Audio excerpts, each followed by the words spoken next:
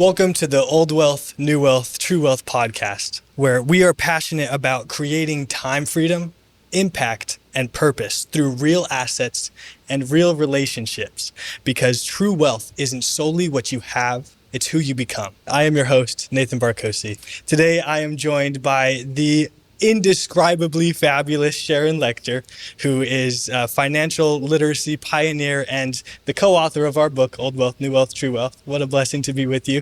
And with Russell Gray, who is the awe-inspiringly passionate entrepreneur, founder of the Main Street Media Network that we're working together on. And so I'm very grateful to be with you both today. Well, thank you, Nathan. Honored to be here. Happy to be here. Absolutely. Thank you for joining me. So, since you both have a continuous list of accolades and ways that I would be able to introduce you, I would love for each of you to introduce yourself to my audience so that everyone understands why it is such an honor and a privilege to be working with both of you. Sharon, would you mind starting? Well, certainly, Nathan. Thank you so much. I'm honored, number one, to be your mentor and supporting you in the Old Wealth, New Wealth, True Wealth book, and excited to see a new definition of wealth coming from it. And I'm always looking for the younger generation gurus to come up that are really going to shape the financial destiny of their generation. And so I'm just thrilled that you're that highlight for me, and I want to support that. My background, CPA for many years, but wrote Rich Dad, Poor Dad, and 14 other books in that series. So we grew with Robert Kiyosaki, the largest personal finance brand in the world. And I left that after 10 years as partner and was asked by President Bush to be on the President's Advisory Council for Financial Literacy. I served both President Bush and Obama. And then during that time was asked by the Napoleon Hill Foundation. So I wrote 4 books with the Napoleon Hill Foundation as well. And since then, I've continued on my personal mission to elevate the financial well-being of humanity. I've written the book Exit Rich to help people create not just a successful business, but one that's scalable and saleable. Whether you sell it or not, you're adding value to the business and growing its impact. The most recent book before ours was How Money Works for Women, which I did in cooperation with WealthWave Media. And so it's always my goal to create opportunities for people to take control of their financial lives.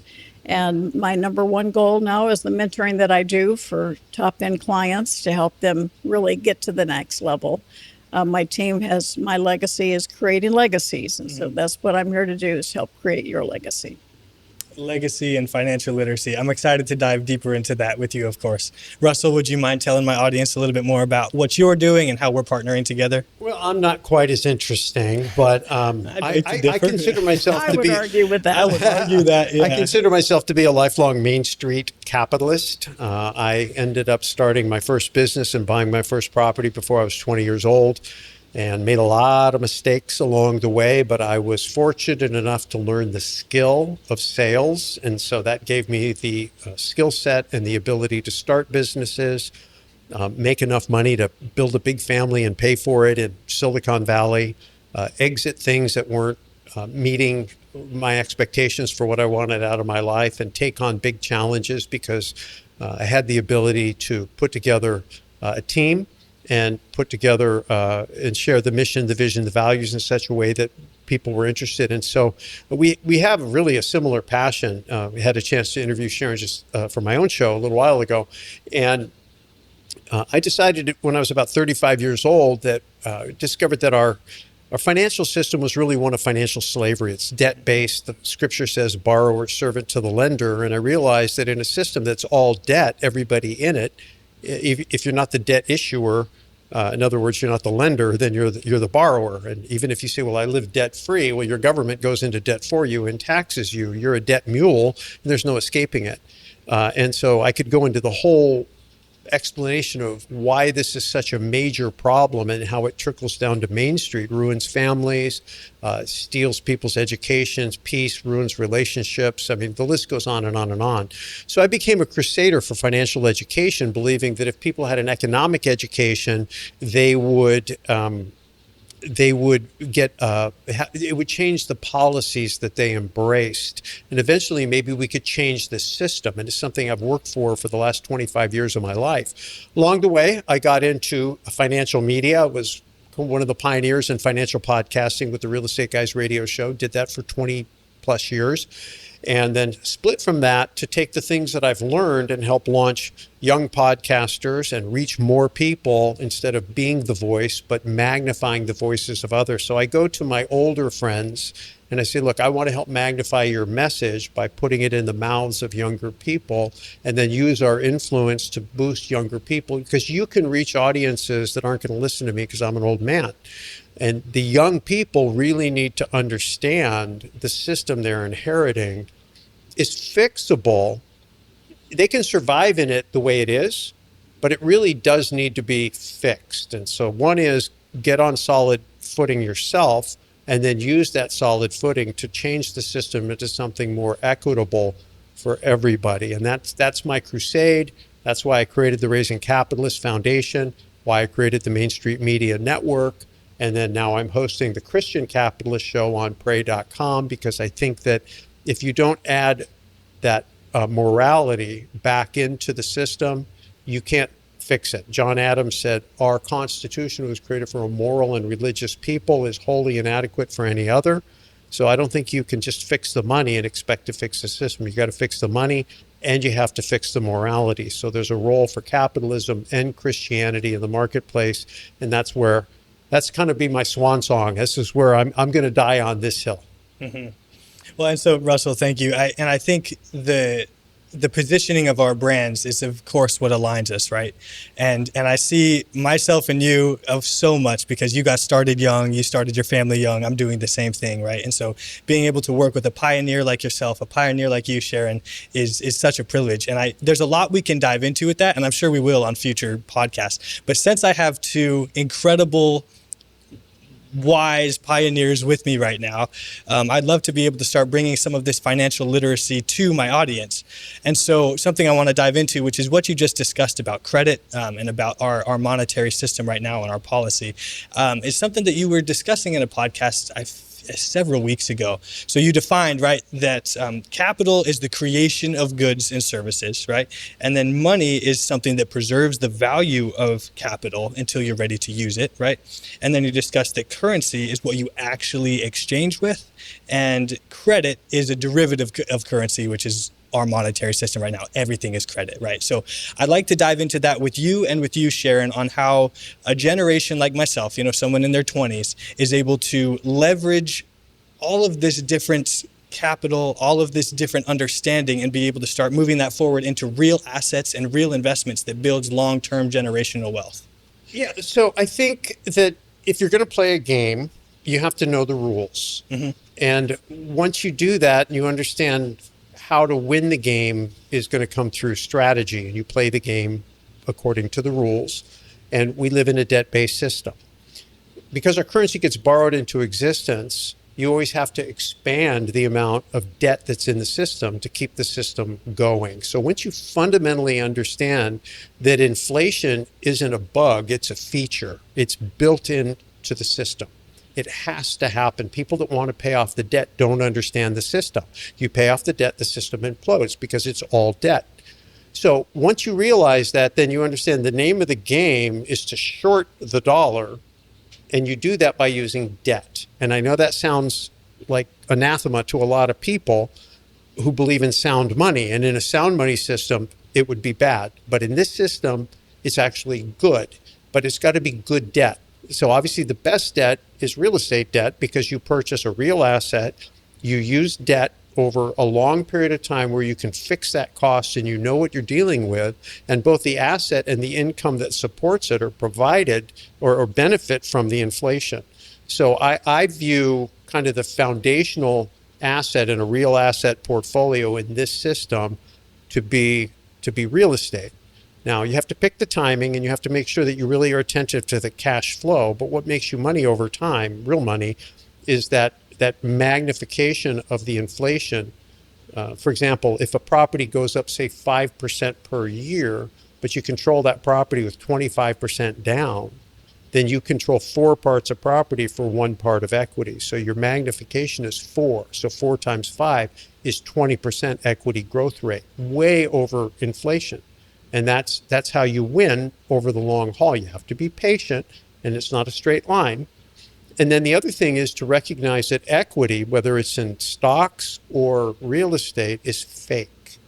And the reason it's fake is because equity is based on comparative samples. You might have one house that sells for a 3-bedroom, 2-bath house for $200,000, and every similar house in a 1 mile square radius, they all think, or one mile radius, no such thing as a square radius, think that their house is worth the same. But if all those houses came to market, it wouldn't be the same. Same thing. If there's 100 million shares outstanding of Apple stock and somebody buys a share for $1,000 or $200 or whatever the number is, then all those 100 million other shares at mark to market all think that they have that same price, but they don't. Now, you compare that to like an apartment building where everybody is settling, right? The apartment gets leased and somebody pays for it, and that's real cash moving. So a real asset is cash flow. The cash is flowing, but the equity should be based on the cash flow that is a derivative of the real value as opposed to just a comparative sample. And so when you understand just those basic principles and begin to apply them, and then understand that, to your point, that money and currency used to be one and the same, but are no longer, that you transact in currency and you denominate what you're doing in currency, but as soon as you get this equity anywhere and you want to convert it into savings, I'm a fan of putting it into precious metals for long-term savings, because that's going to insulate you from the degradation of the dollar. So you use debt against a real asset that comes with income to pay for it, and then you convert the equity on your balance sheet from real estate or fake equity into precious metals, which I would consider to be real equity. And that's how you begin to build a more resilient balance sheet.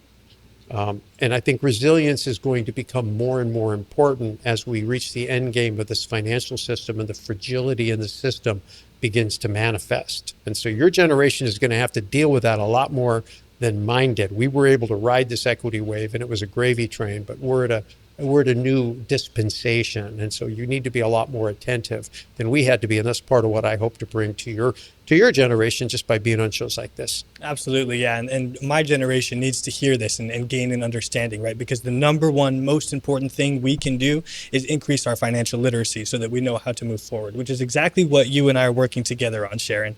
So taking everything that he just presented to us, right? Really talking about debt, right? And I know Rich Dad really went into a lot about this, right? The importance of good debt, right? That your house is a liability. It's not an asset, right? And so cash flowing business, right? Cash flowing real estate. Marcin Dro just put up a post yesterday and he and I were talking about it, all about cash flow is king, right? And so if you have an asset that's cash flowing, that is obviously profitable. That is a business. And so how have you been able to establish your businesses, help businesses grow almost to the point, even to the point of being able to exit at such a profitable consideration, utilizing, the debt and then all of these other asset classes that we've discussed? Well, as you mentioned, there's good debt and there's bad debt. Mm-hmm. And so Russell was talking about good debt. The problem we have for your generation today is the amount of bad debt that they have. And it really is like digging a hole. So the first step is stop digging, right? And start focusing on good debt. And I think when we talk about assets, all right, yes, Russell's talking about real estate and precious metals, both extremely good, particularly for your generation. But there's also owning businesses that you create value and you grow the value of the business so that you have an asset that's generating cash flow, all right? Hopefully not negative, but positive cash flow. There are commodities like gold and silver. There's digital currency that a lot of people are doing today. Too much of your generation is putting money in that. I think that they might need to eat on, but we'll leave that there. And then intellectual property, right? Which is, of course, they're near and dear to my heart. It's one of my expertises, and to understand that when you solve a problem or serve a need, you're creating intellectual property. And if you look at Fortune 500 companies today, 40 years ago, 95% of the valuation was in bricks and mortar, only 5% intangible. Today, that's flipped. 95% of the value of Fortune 500 is intangible. Think of Apple, think of Uber, think of Amazon, right? Their value is in their brand and in their systems. And so it's really important to understand that helps level the playing field, because when it's intellectual property, it's coming from here. And you have the opportunity to create assets. So you can buy it like real estate, you can build it like real estate, or you can create it like intellectual property and all those assets. So today, financial planners talk about diversification of assets, but they typically speak about across paper assets, stocks, bonds, mutual funds. I teach diversification across asset categories, much like Russell just said. Own the real estate, take the equity and invest it in gold and silver, right? And so I add to that businesses, I add to that intellectual property because, my favorite word is assets, right? You're financially free when the income from your assets exceeds your monthly expenses. And I also say assets are sexy. The older you get, the sexier they are. But it's really important to understand that we are taught, it's drilled into us to chase a paycheck. And it's not what you do for your paycheck that determines your financial future. It's what you do with your paycheck that determines your financial future. With every dollar you get, you can let it flow through your fingers, or you can take that and reinvest it in income producing assets. And that's how you create wealth.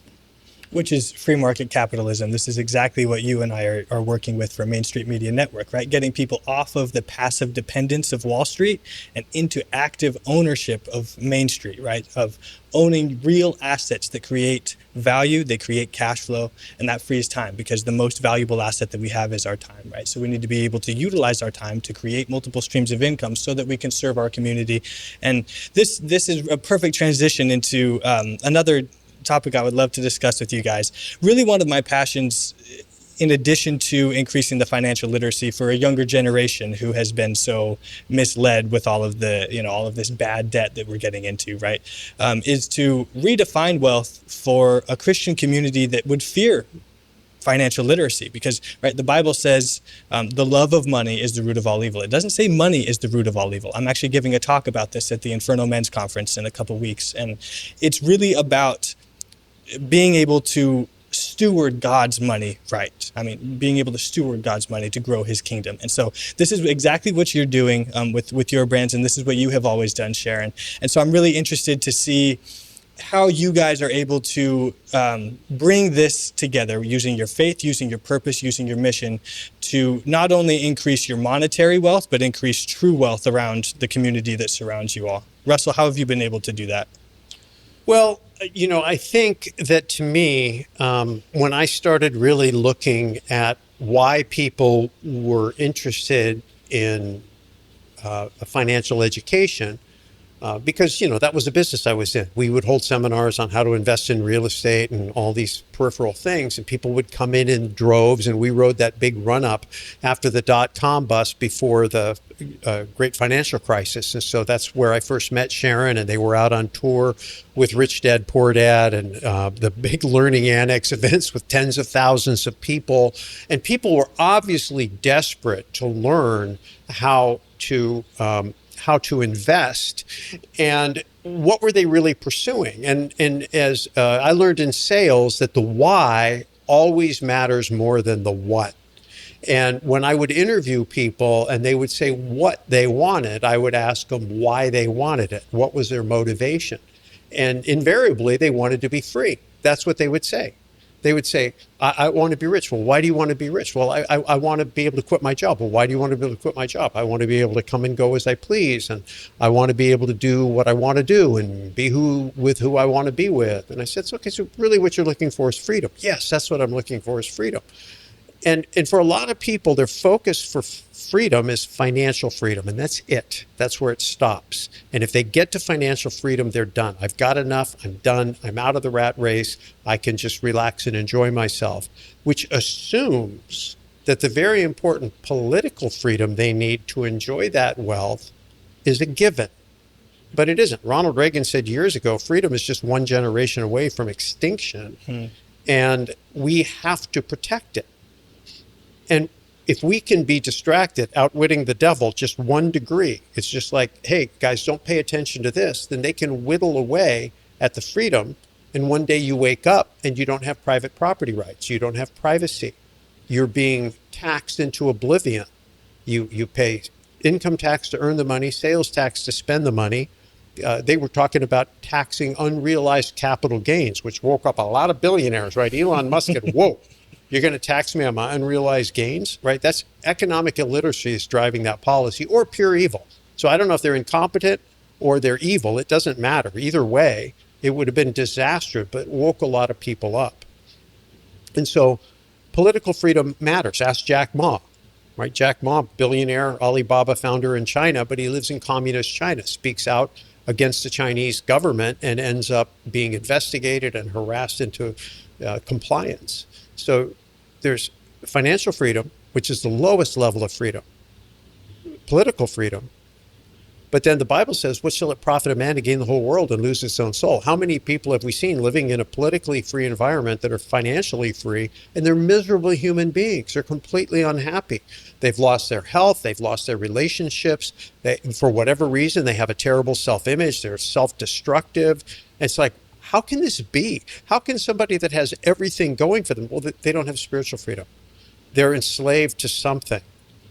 And so our founding fathers, if you really go back in American history, the Pilgrims left Europe because they wanted to be free spiritually. And they came here for spiritual freedom. Eventually, they set up a government, and they realized that they were under the thumb of the king in England, and they fought for political freedom. Once they had spiritual freedom and political freedom, they used those two freedoms to create financial freedom. Today, our leaders are taking away or impeding or hindering both our spiritual freedom and our political freedom, and as a result, we're losing our financial freedom. So I don't care which one of the three you care about, the three are interrelated. And I'm a believer that, like a soup kitchen for the affluent, the thing that people are most interested in that you'll get them to the table on is financial freedom. But the discussion doesn't end there. It goes from financial freedom to political freedom to spiritual freedom. Should be the other way around, but human nature says you start with the soup and then you talk to them about the other things. Absolutely. And you referenced outwitting the devil there, which is, I see this happening so much. I mean, this has opened our eyes to the fragility of the system so much. So Sharon, of course, this is now a question for you. With all of your experience with the Napoleon Hill Foundation and with Outwitting the Devil and that entire mindset and the corruption behind how our society, the fragility of it, right, is set up in our monetary system. What do you see in our current marketplace right now that we should be made aware of? A younger generation, right? People that are 26 years old or younger, that we should be made aware of to be able to pivot and adjust so that we can build true wealth moving forward.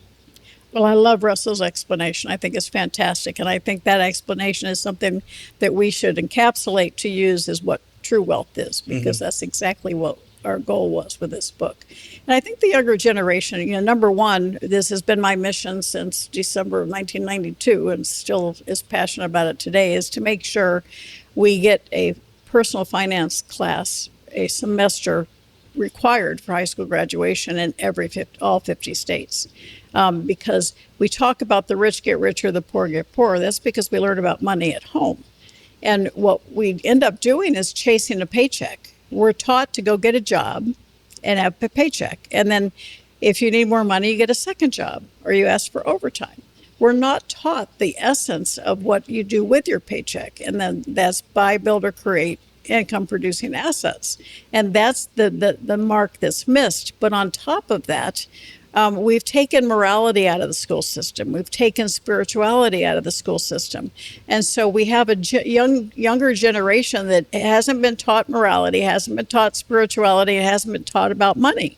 And so we have to start somewhere. And that part of that is not to rely on the school system. We have to take charge at home as parents, as grandparents, as interested adults to make sure our kids understand goal setting.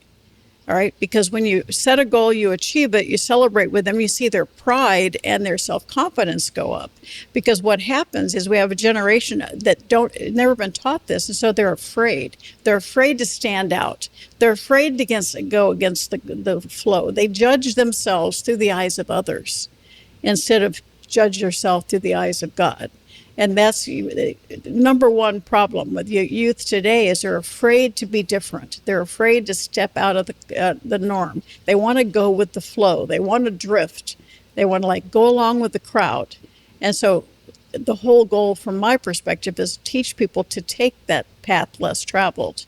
My my mantra is, why not? Why not do something different? Why not take the path less traveled? Why not solve a problem or serve a need? That's where you find capitalistic opportunities. That's where you find personal freedom, your spiritual freedom. You stand up, and sometimes you get a few bruises, but you've made the effort, and you learn from it, and you keep doing it, because that's how you make the world a better place. Not going with the flow, not being one of the crowd. Stand up, take up stand, do something to improve the world around you, solve a problem or serve a need, and in that journey, you will find, all right, you'll find spiritual freedom, you'll find financial freedom, and hopefully along the way you will be able to influence the political freedom. Absolutely. And this is be not afraid, right? This is something that I always go to. Pope Benedict, I believe, he said, the world offers you comfort, but we were not made for comfort. We were made for greatness, right? And that's a saying that I've lived by my whole life, right? To pursue greatness, there's so much discomfort in that, right? And as an entrepreneur, there's a lot of failure, there's a lot of difficulty, there's a lot of judgment, there's a lot of discomfort, right? But we were not made for comfort, right? We were made for greatness. So if we truly pursue free market capitalism, where there's competition, right, and you provide what the marketplace needs, right, and then investors are able to support projects that build the economy, right, build the productive side of the economy.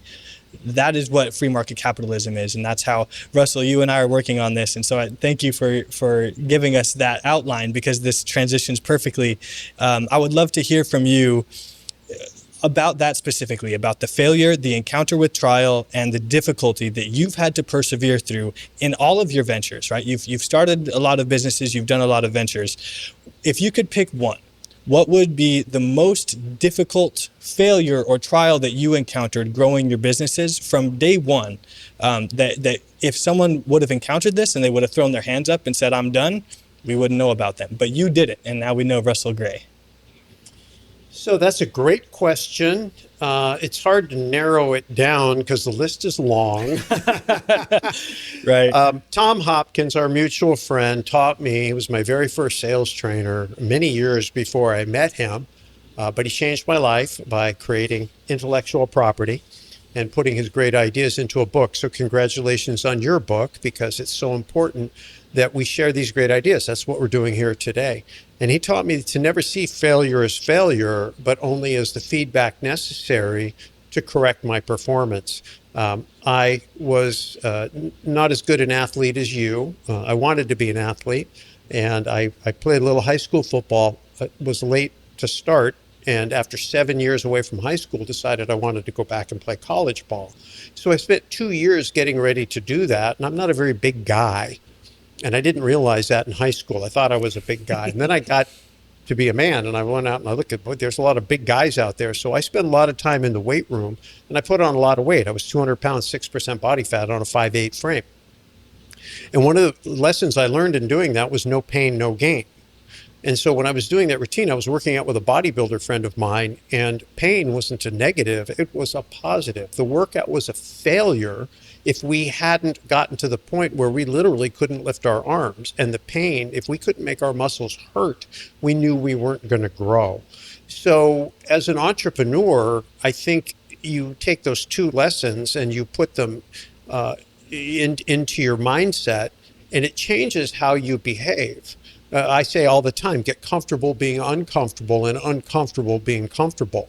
There's the comfort zone, and the band between the comfort zone and the growth zone is called resistance. And learning how to push through that consistently and be in that growth zone is where you want to live. And then beyond that is the failure zone. And when I say failure, I'm talking catastrophic failure, right? When you lift weights, there's healthy pain, and then there's destructive pain. And as an athlete, you have to know the difference. Not all pain is bad, and not all injuries hurt, right? So it's very important to know. Same thing's true in business. And so I think that having a healthy relationship with growth as an athlete, as an entrepreneur, as a Christian, as a human being in relationships, if you aren't willing to take on problems, recognizing the flip side of every problem is an opportunity, if you believe that, then you'll see both sides. And you have to see both sides. The people who go off Pollyanna, as I did many times, all I saw was the upside until I ran into a brick wall at 100 miles an hour because I wasn't paying attention. That's what happened to me in 2008. The flip side of it is, what the slothful says, there's a lion in the street and doesn't get out of bed, right? Because you fear things, right? You can't let the negative stop you from taking action. You can't let the positive prevent you from mitigating risk. So you do have to see both sides of it. And I think that's where mentors are very important. I think that's where we've really done a disservice for our young people, because even in this conversation, we're slicing, right? This generation, that generation. I look at what's going on in the world. We're at the end of a dispensation, right? We went off the gold standard worldwide in 1971. We began a giant debt bubble, the likes of which has never been seen before.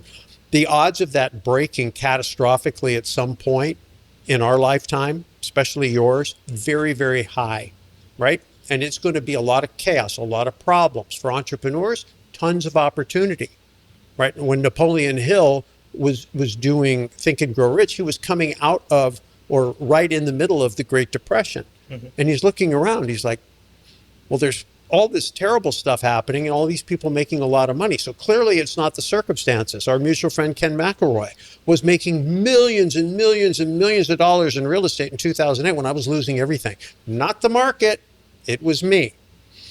And so I think it's just really important that you have a healthy relationship with personal growth of all types, and recognize that embracing problems, solving problems is part of that process. Getting around people who are going to support you in that process, embrace the process, and understand through the process is not just information, but transformation. And that you're really looking to be renewed or transformed. Romans 12:2, Romans says, be transformed by the renewing of your mind. And so gaining control of your thought life and understanding how your thoughts drive your emotions, how your emotions drive your actions, when you start to proactively manage that, then you can begin to take real control over all aspects of your life. I wish I could say that I'm a master at it.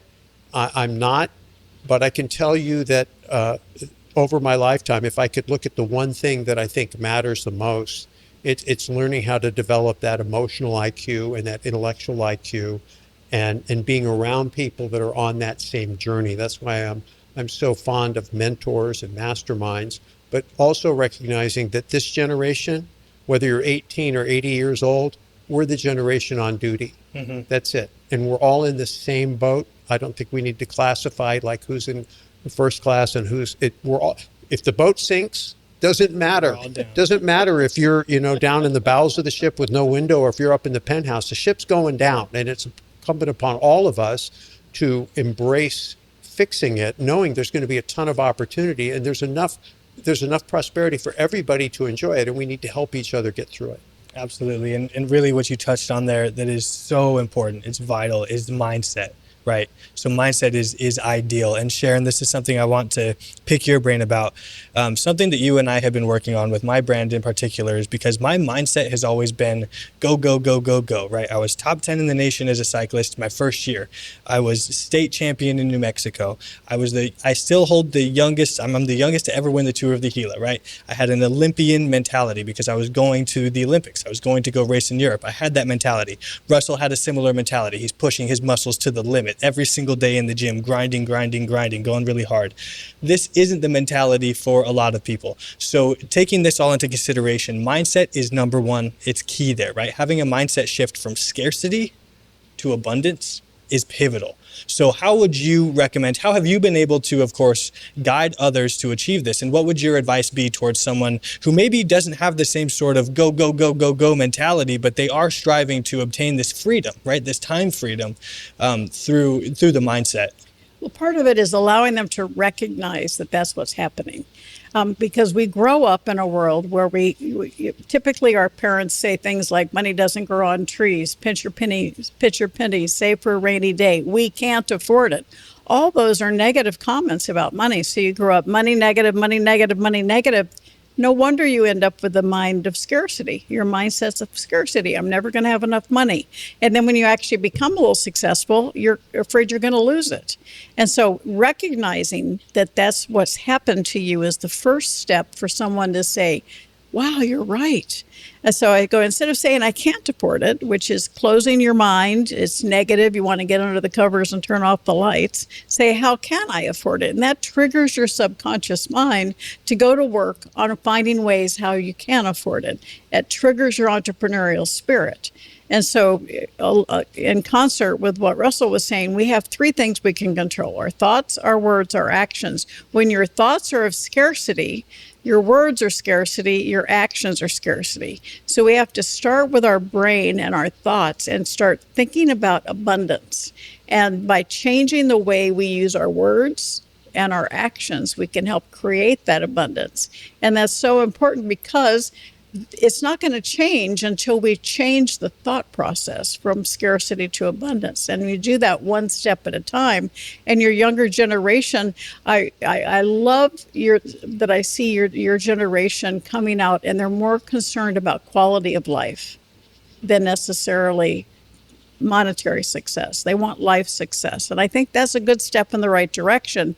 But now it's our job, all of our job, to create the education that we're sharing in old wealth, new wealth, true wealth, and understand that, being totally set on success financially without spiritual success, without family success, you'll get there. You might get there. You might be really wealthy, but you have nothing to show for it. You're miserable. You're lonely. You're sad. You've lost a wife to divorce and you've lost your family along the way because you were single focused on financial success. And financial success is nothing if you have nobody to share it with. And so it's really important to take that seed that we're seeing with this younger generation where they're aware of it. They want unhappy life, but also to turn that into financial success and then be able to share that with their family and their community. We might actually see a resurgence in morality, in contribution, giving back, making the world a better place instead of a singular focus on becoming a billionaire and basically plowing your way through people's lives and through, really taking advantage of other people. I am absolutely thrilled to see this shift in the younger generation, and I want to support that and grow it so that they can create that freedom with both political freedom, spiritual freedom, and financial freedom. Incredible. And that's what our mission behind Old Wealth, New Wealth, True Wealth really was. It was redefining wealth for a new generation, realizing that you can build the monetary wealth, but that's not true wealth, right? True wealth is being able to have that mission and the passion. And you've talked about this before, Russell, which is what I want to dive deeper into. You've discussed how we need to create an educational platform for the younger generation that has lost purpose, right? Younger children feel like they've lost purpose because they're just always on screens, or they're living in a virtual reality that isn't even real. They feel like they've lost purpose. And so we need to create an educational platform where they can create an abundance of productivity in the economy so that they're able to create work for others, they're able to create positive returns from themselves, build the generational wealth. And so how is this mindset, especially as Sharon was talking about, right, negating the fear, because there's so much fear constraining everyone about obtaining true financial freedom or true financial literacy in order to be able to create this generational wealth. How would you advise for this next generation to be able to take that next step and break free from the fear?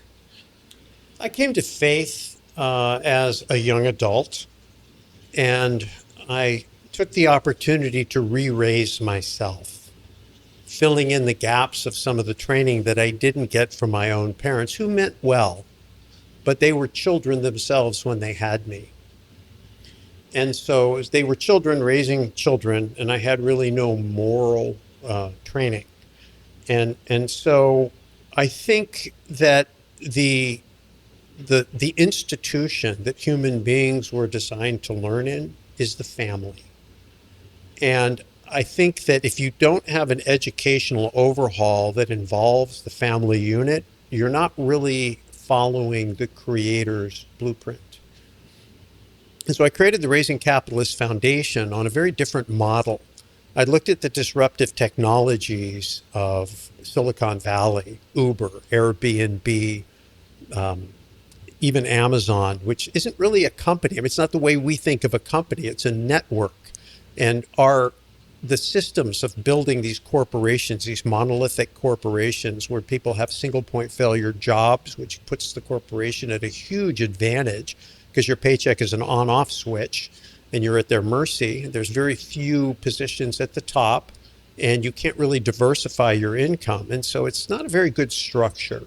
Today, we have the gig economy. We have a lot of people operating independent businesses. And, well, you may be working on my team. You might be on 4 or 5 other people's teams providing that service. And I look at that model. I look at children who are an underutilized asset. They've been taken out of the productive class and put into the dependent class. And I think purposely, possibly, conditioned to live independence until they graduate into debt. And then that puts further dependence upon government subsidies and help that they just learn to depend on, which makes them very empowering politicians of any stripe who are going to dominate their lives and encroach upon their freedoms. But they're willing to give it up because they think that it helps them. So it starts at the very beginning with being in an environment where you are with people who believe in you. There's a lot of emphasis.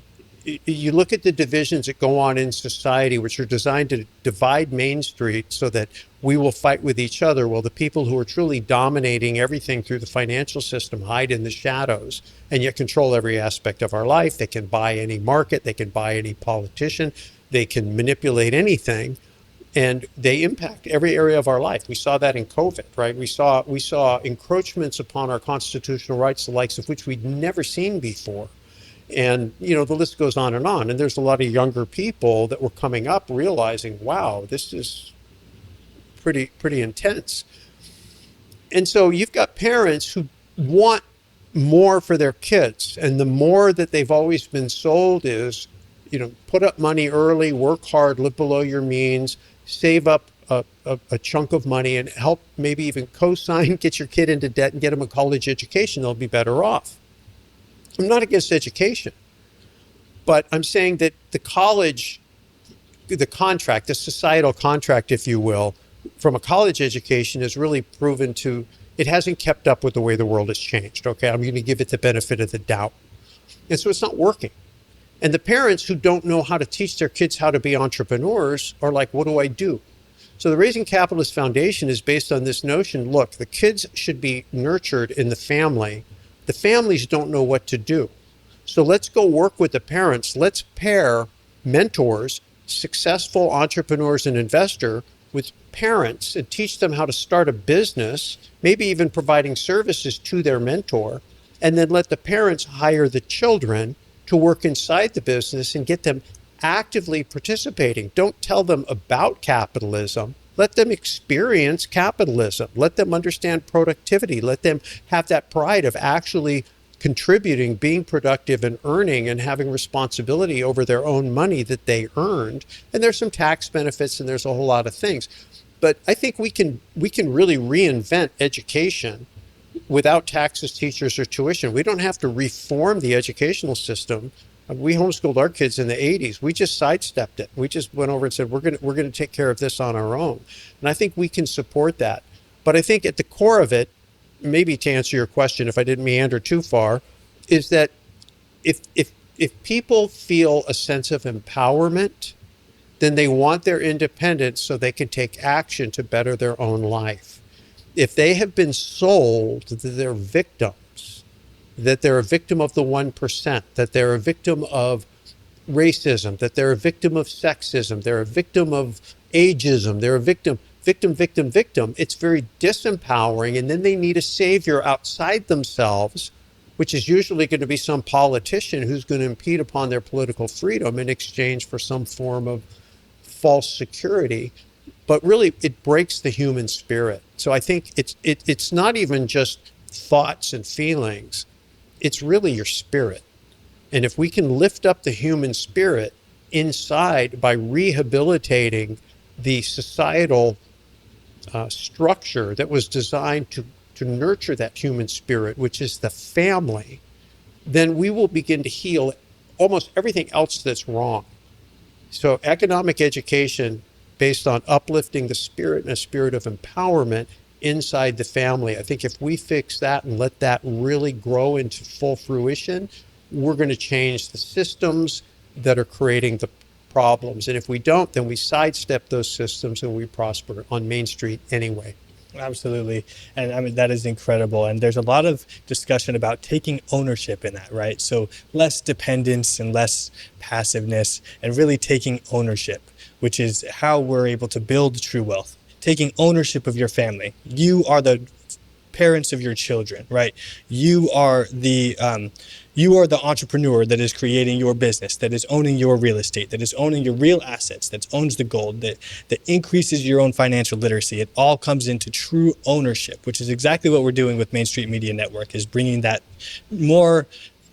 We're explaining that more to a generation that has lost the understanding of what it truly means to be an owner of everything that you hold value. I don't know that they right? lost it. I think it was stolen from them. Yeah. They've been propagandized. Yeah. I think we have a society of entitlement as opposed to empowerment, and so we need to flip the switch. And what Russell's saying is that empower the parents with the tools they need to become mentors to their kids, not enablers, because many parents want their kids to have everything, and so they disable their children because the kids say, well, why should I work hard? They're just going to give it to me. And so one of my number one goals is to have parents become mentors to their kids. But if they didn't learn it, how can they be a mentor? So we have to provide them the tools to be able to do that. And I think that's what Russell is doing with his program. And we have several products, the same thing, that the parents actually can learn along with the kids, which is a very important step. But it's really important because the kids are going to be mimics of their parents because they're not getting it the school system yet. And so parents need to wake up and realize that if they truly want their kids to be successful, they need to give them the tools they need today. Because once a child, I say, let the child set a goal, let them achieve it, celebrate with them, because the greatest dividend is you're going to see their self-confidence grow. And once a child knows how to make money on their own, there's no stopping them. Because all of a sudden they said, I did that on my own. And that self-confidence is what we're seeing dissipate. And we need to encourage that. And instead of a parent saying, Johnny wants this, yeah, I'm going to buy it for him. No, let Johnny work for it. And as long as it's legal, let them earn the money to get it, let them buy it, celebrate with them, because Johnny's going to be able to do it again and Mary's going to find a way to make it. Instead of saying, I can't afford it to your kids, same thing. Say, how can you afford it? And kids can become very creative if they want something. Let them do that. Let them earn it and let them celebrate and see their confidence grow. And you're going to see a total change in mentality from scarcity to abundance in that younger generation. Absolutely. So you're saying that it starts with the parents and their financial education at home. Well, it does now because we don't have it in the school system. So it definitely is at the home. Yeah. Well, and that's where the church starts at home, right? The financial literacy starts at home. And so what would both of you, you've given a lot of advice that all of my audience can take and start moving forward with. But if you could make one recommendation or one step that they can take, an actionable step that they can take today, what would that be for the audience that is interested in learning more? As it relates to their children, or as it relates to themselves? Relates to increasing of course, that they kind of coincide, right? So for their children, but by increasing the financial literacy for their children, they will likewise increase their own financial literacy. Well, the first step is to recognize where you are, right? That's a huge issue. Sometimes that people don't recognize that they're in trouble. They put their head in the sand because they don't want to address it. So the first one is to give yourself a real honest look on where you are financially and what you're teaching your children. And then do some self-diagnosis, because who do you hang out with? You're probably hanging around with people that are in the same financial situation. And so allow yourself to be in charge of your environment. That's it, from Outwitting the Devil. Who's in your environment? Who are you learning from? Are you being challenged? Do you have somebody pushing you out of your comfort zone? Because nothing's going to change if you stay in your comfort zone. So step outside into the Wild West. Why not? Get out there and learn something new and allow yourself to find the tools and resources that can help you teach your kids. Because parents, many times they're afraid. They don't want their kids to understand that they themselves need financial help. And so that's why we created the Thrive Time for Teens game, because it's a fun, humorous environment where the parents don't have to reveal their own personal situation, but they can learn together, understand the importance of assets, understand the importance of owning businesses, owning real estate, and be able to have passive income versus direct income. And so all of that is important, just to expose the vocabulary to your children. And you may not be an expert, but the tools are out there to help you become an expert and to help open your children's eyes to a much better and much more prosperous future. And Russell, what about you? So I have a saying, when you have clarity of vision, strategy and tactics become evident. And so I think it's really important to get a good vision. Think about who you want to be, what you want to accomplish, what you want to build. When my youngest son was in high school, and he was a good football player, and so we decided we would send him off to college. And I said, son, when you look at your classmates, they're all going to be going in, what can I learn to do to make a lot of money? And they're going to focus on getting that education. And then when they get out, they're going to say, where can I get hired to do that thing so I can make some money? And they're going to find answers to those questions. And they're going to think life is great because they will then lever that income, more money than they've ever made, into borrowing the purchasing power from the future with bad debt. And they're going to end up having a wonderful lifestyle until they wake up at about 35 years old and realize they got another 30 years left to go. And is this all there is? So I'm going to change your paradigm and ask you to ask a better question. How do I want to live, and what do I need to build to pay me to live that way? It's a harder question to answer, and it's going to be a harder problem to solve, but you're going to love the answer. So step number one to me is get a really clear vision about where you want to go. And then step number two is get help, right? We so often, and Sharon brought up a great point, as a parent, you're afraid to reveal that you don't know.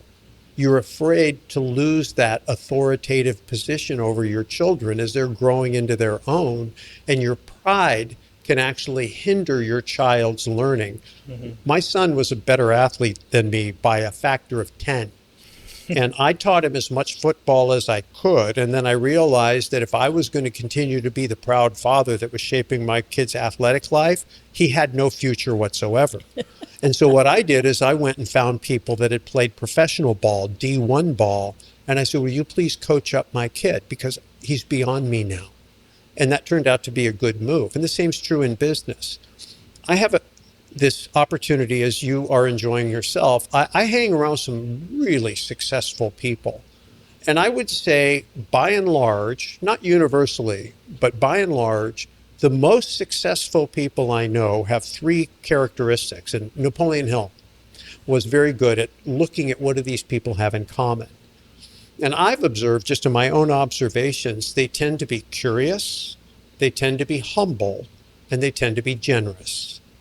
And I would say probably the most important quality is humility, because humility gives you the ability to admit, I don't know the answer.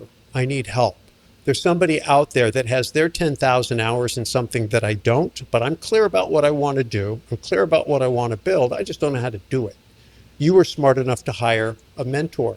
Not everybody is willing to do that.